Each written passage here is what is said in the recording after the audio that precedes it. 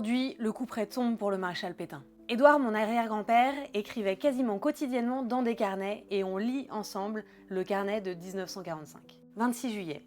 Nous partons ce matin pour Paris avec Claude et Nicole. 28 juillet. Nous apprenons la mort de Xavier Beauchamp, noyé accidentellement dans l'Allier, près de Besson. Il laisse 5 enfants. 31 juillet. Nous rentrons à la Rougellerie. 1er août. Ouverture de la chasse aux canards. Je tue 2 canards et 3 sarcelles. 4 août. Madame de Poncin me prête son déchaumeur à disque. 5 août. Alain revient de son camp de scouts. 9 août. Sévol de Livonnière vient ici pour quelques jours. 15 août. Annonce officielle de la capitulation du Japon et de la fin de la guerre mondiale.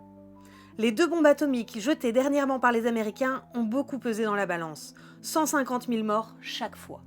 C'est amusant qu'il utilise le même ton pour raconter les faits de guerre et le nombre de canards qu'il a tués à la chasse. 16 août. Le maréchal Pétain est condamné à mort.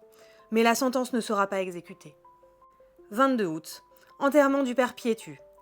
4e réception avec Thérillon, sapinière du Lièvre.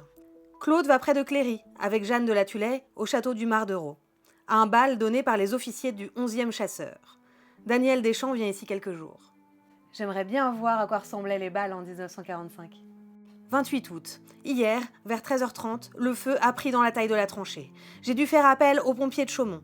La taille, une partie du patis de la gourde et une centaine de pains des 3 sœurs sont brûlés.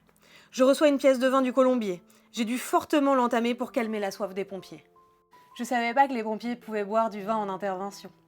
29 août. Enfin, il est tombé une bonne pluie, ce qui n'était pas arrivé depuis le commencement de mai. Mais c'est trop tard.